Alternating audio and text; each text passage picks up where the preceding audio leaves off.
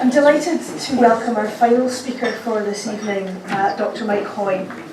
Dr. Hoy spent many years as the head of English and Drama at King William's College before retiring and devoting himself to research and, by the sign of things, becoming busier than ever. He completed his PhD in 2015, looking at the development of education and literacy on the island during the 17th and 18th centuries, and he has published numerous articles and 2 books, and is currently involved in editing Volume 4 of the New History of the Isle of Man. I'm delighted he's here today to talk to us about one of his most recent research subjects, votes for women.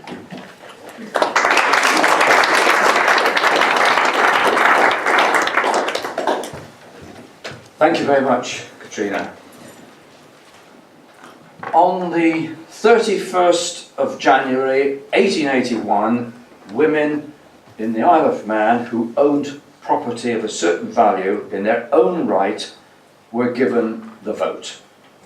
And it's one of our proudest boasts, of course, that the Court of Tynwald was the first jurisdiction in the world to enfranchise women. The House of Keys debated franchise reform on the 5th of November 1880, and Robert Farger's Radical Mona's Herald reported everything, as you'd expect, with relish.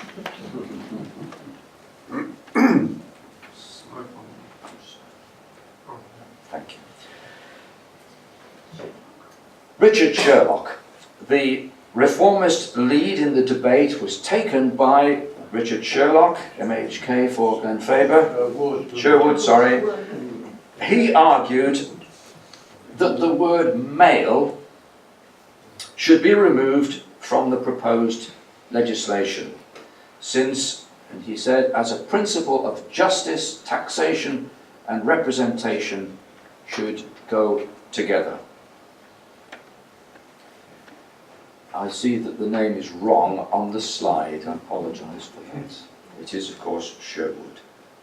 Furthermore, he named in his argument a number of ladies well known to members who were, he contended, far more deserving of enfranchisement than many of the male householders.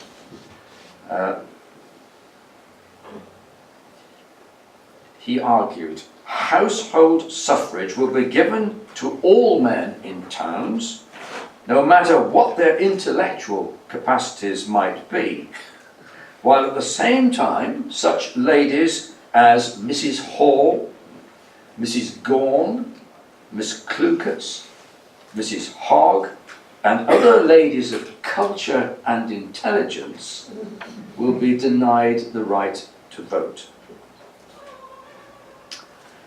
If the Keys found that they had taken a step too far, however, and the feminine view became an embarrassment for them, then Edward Farrant advocated the simplest of measures to stop them in their tracks.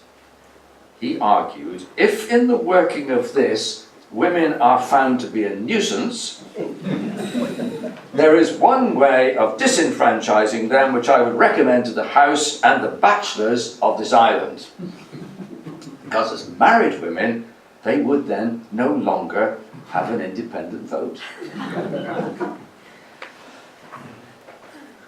The Keys proposed not only the enfranchisement of women, but also that they should be eligible for election to the Keys.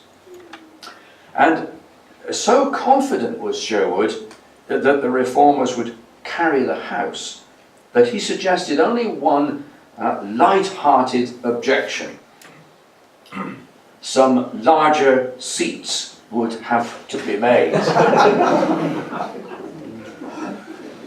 Farrant capped this one by observing to roars of laughter, as reported in the press, that to admit ladies as members of the House of Keys would at all events be putting the representation on a broader basis.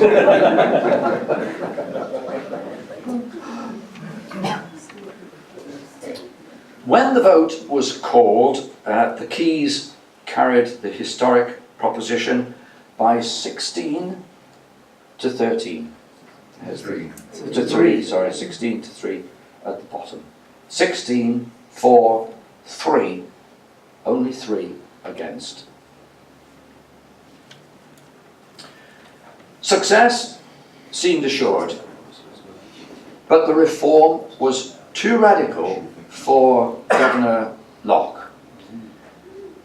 He was unwilling to set Tynwald at odds with Westminster, and his council forced an amendment which restricted the vote to spinsters and widows who owned property of a certain value in their own right. Now, the Isle of Man Times angrily denounced this interference by a collection of paid Crown officials.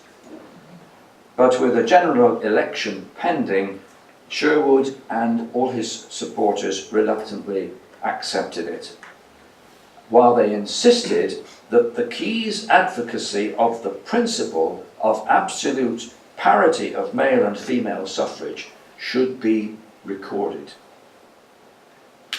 So, single women eligible by ownership of property were enfranchised in the Isle of Man 37 years before the Westminster Parliament got round to it.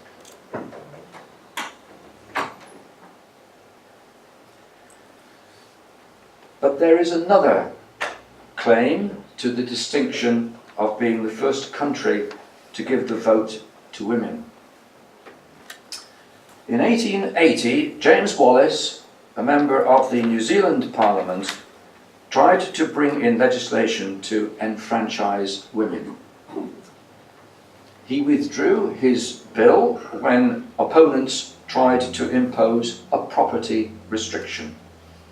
But the momentum for change had begun, and a 12-year campaign followed, led by Kate Shepherd. And that culminated in the presentation to Parliament in Wellington of an extraordinary petition. This is the beginning of it. It was 270 metres long, and it contained 25,520 signatures.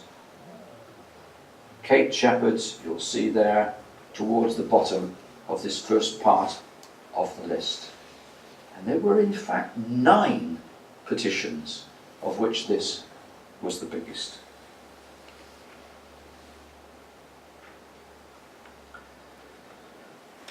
This led directly to the New Zealand Electoral Act of 1893. And whereas Richard Sherwood's vision of parity of suffrage in the Isle of Man had been compromised, whether by temerity or by design, by the Governor's Council, New Zealand's unicameral parliament, there's only one chamber, had no need to look over its shoulder and secured from the outset equal rights for all women without qualification of property. This is a photograph of the National Council of Women in Christchurch in 1896, and Kate Shepherd is there in the middle holding a scroll.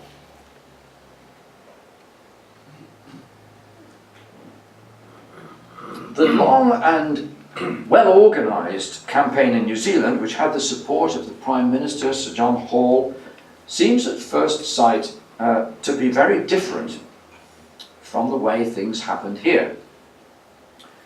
Sherwood's proposal in the Keys debate to strike out the word male in the new legislation has the appearance of a spur-of-the-moment decision.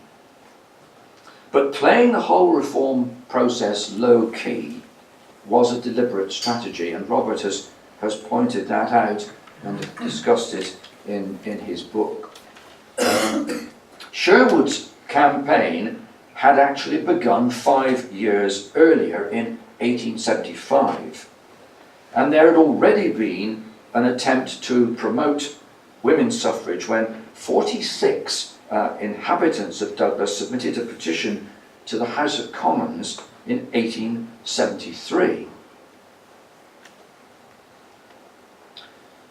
The issue seemed to generate little public interest right through the 1870s, but in the summer of 1880, the Manx press carried notices of 5 meetings to be addressed by Lydia Becker and Alice Scatcherd of the National Association for the Promotion of Women's Suffrage, which was based in Manchester. And the island's mood was changing. There was plenty of interest in Lydia Becker's speeches. And furthermore, all 4 of the island's papers were now in favour of women's franchise. The sole bastion of conservative opinion, the Manx Sun, had come on board the reform movement in 1880 when Harriet Curfey succeeded her husband as owner and editor. Well, there weren't any giant petitions to Tynwald, but Sherwood was clearly right in calculating that he had overwhelming support when he introduced his reform in the Keys. 16 votes for, 3 against. The House of Keys Election Act 1881 enfranchised over 700 Manx women, up to 10% of the electorate. And Esther Key, the first woman to vote in Andreas, and there are the records held here in the library.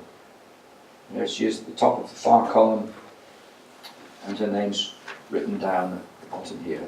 Esther Key, the first woman to vote in the House of Keys election in 1881.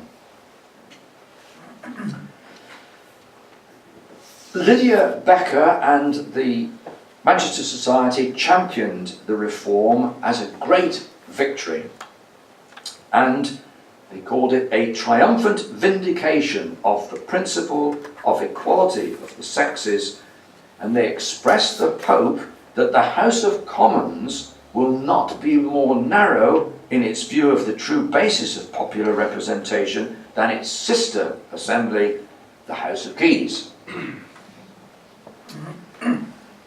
11 years later, the island's reformers succeeded in extending the vote to women leaseholders, and then the property qualification altogether was lifted by Tynwald in 1908. 1909. In the United Kingdom, women still had actually another 20 years to wait before they could vote without a property qualification. And my caption isn't quite right. They're still waiting for the franchise 28 years after Tynwald's 1881 reform.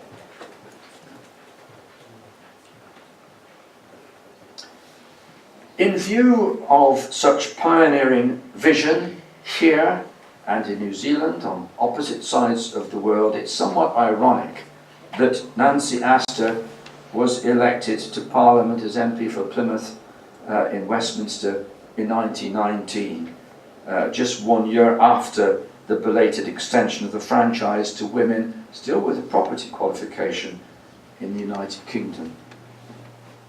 The Isle of Man and New Zealand both had to wait until 1933 for their first female members of Parliament, member of the House of Keys, Marion Shimmin, and of the New Zealand Parliament, Elizabeth Coombs.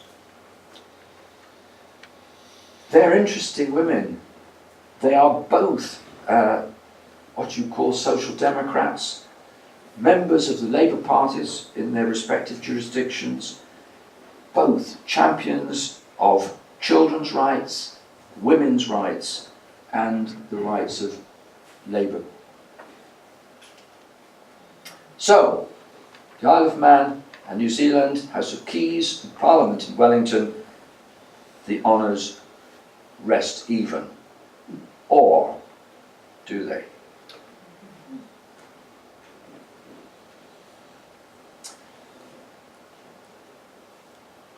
This is a document in the Manx Museum Library from 1700.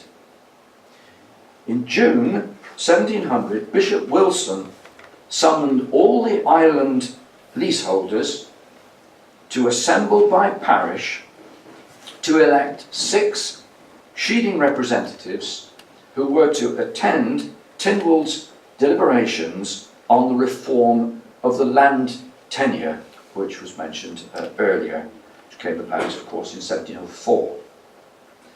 The returns for the sheedings of Garth and German actually have lists of all the names of every voter, and listed among the leaseholders of the parishes of Lonnan and Machold, these are voters, are 4 women.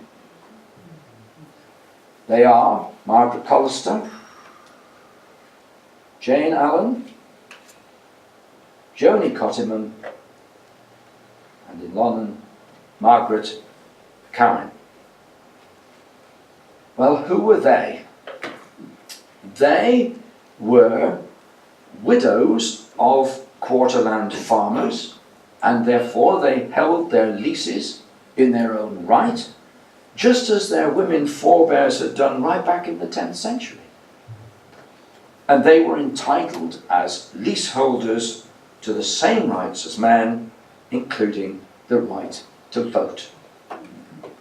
And in fact, the situation of these 4 women is exactly the same as that of Mrs. Hall, Mrs. Gorn, and Mrs. Hogg, the widowed ladies who were named by Richard Sherwood in the House of Keys on the 5th of November 1880.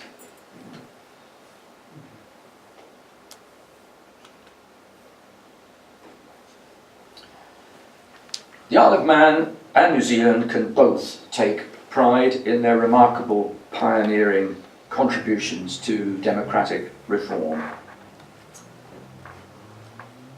But that's not quite the end of the story either. There is another jurisdiction, albeit not at the time of a sovereign country, which has a claim to a place in the story of the enfranchisement of women. And it has unexpected links to the Isle of Man.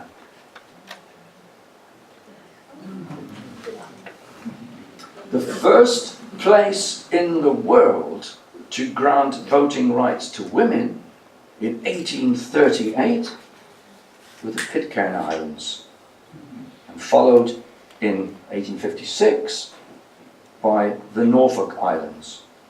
And of course, the women who voted there were descendants of Fletcher Christian and the crew of the Bounty.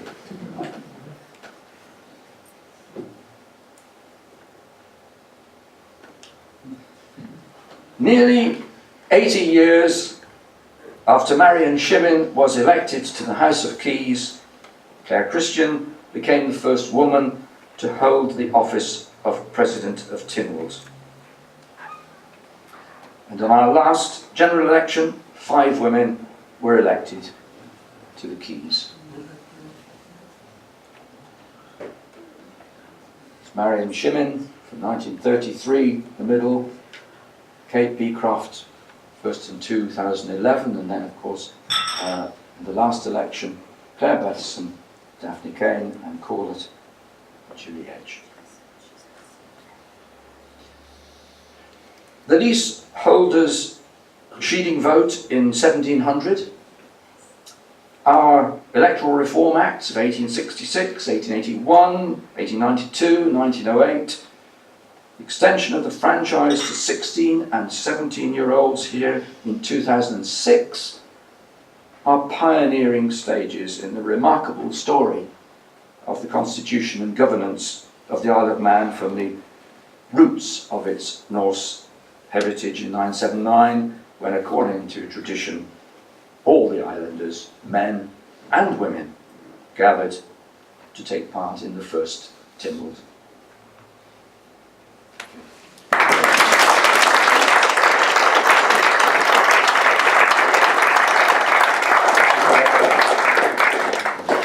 Remarkable story. Does anybody have any questions? Could I perhaps just make an advertisement? Later this month, the island is to be honoured by a visit from Helen Pankhurst, whose famous ancestor, Emmeline Pankhurst, we all know about in this context, whose mother, of course, Sophia Goulden, was born in Lonnan. And the subject, I think, Claire, of Helen's talk is Sophia Goulden, I think 21st of April, that will be taking place. As an interesting historical coincidence, you referred to the votes for 16 and 17-year-olds, which was passed by Tynwald in 2006. Just as the simple expedient of an amendment to strike out the word male in the 1881 legislation, in 2006 the simple expedient of striking out the number 18 in the electoral registration bill, which was going through at the time, and substituting the number 16 went through 18 votes to 3. Interesting coincidence.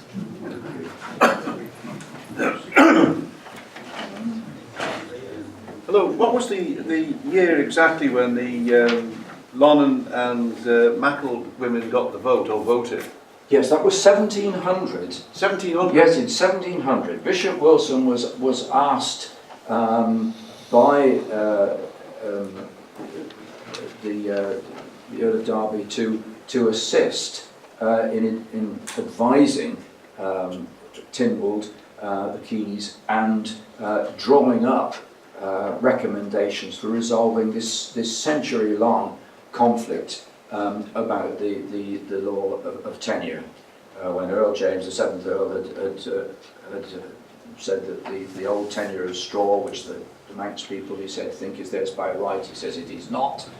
And as the kids explained, it went on right the way through the 17th century. And a consequence was that land, of course, was left empty. People didn't want to take up a leasehold because they had no guarantee that they could pass it on to their son or whoever they wanted to. And so this was really a momentous moment. And so it's in 1700 that Bishop Wilson arranges for everyone to vote, and then their representatives proceed to the Keys, and the resulting legislation comes out in 1704.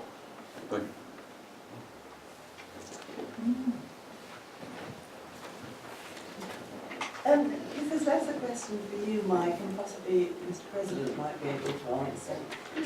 Robert ended his talk by exhorting everybody to be aware of the value of democracy and exercising one's vote.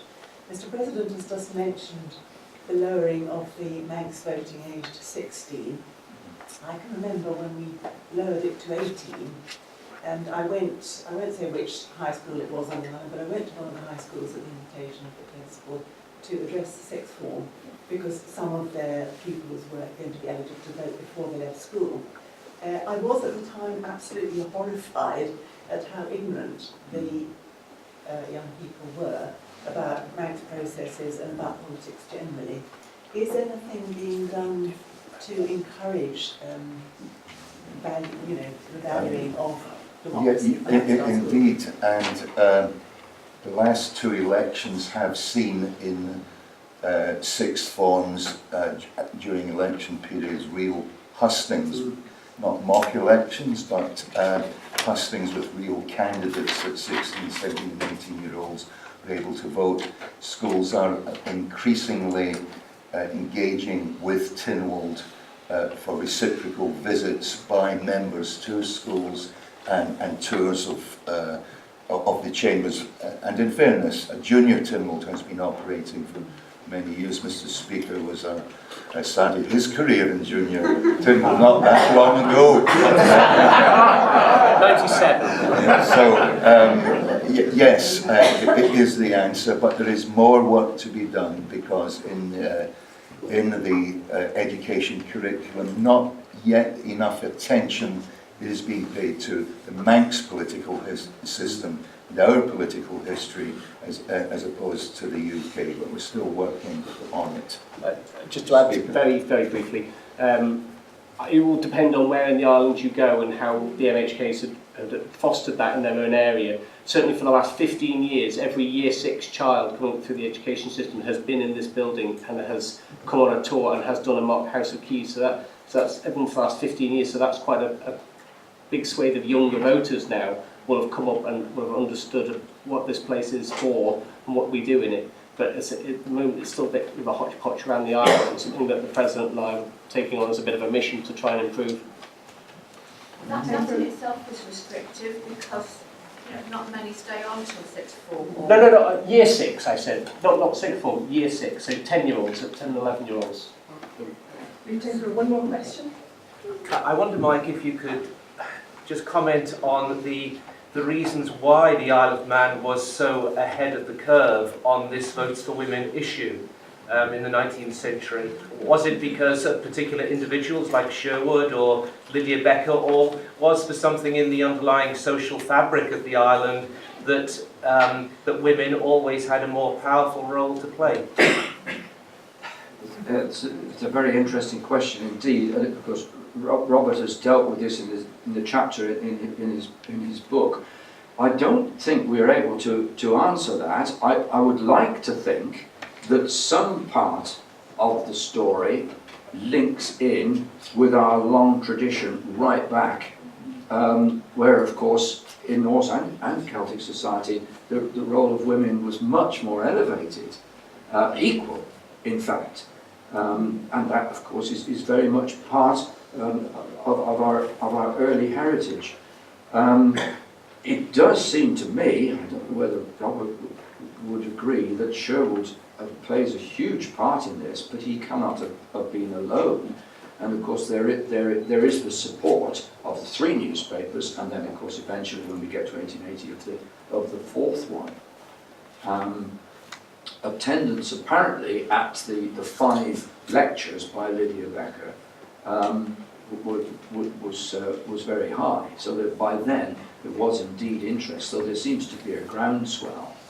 It would be very interesting to find out more, not just about the named ladies, and Robert has done some research into them, but other ladies at the time, and to see how they voted. There's an area for research there for research students. Goodness me, there's a lot. Thank you very much. We have to finish up now, I'm afraid. Can I just add a point to what very quickly said? Having lived in Norway, the government in Norway, Thingvald, means coming together, but it also means coming together of minds, as well as coming together of people. So I wonder if that is the initial impetus to women and men coming together as equals. I don't know, but I just put that out as a possibility. Thank you. We'll be back here for the supplementary session of papers at 2:15, and right now there will be 2 tours of the legislative buildings being led by Mr. President and Mr. Speaker. So if you could please find your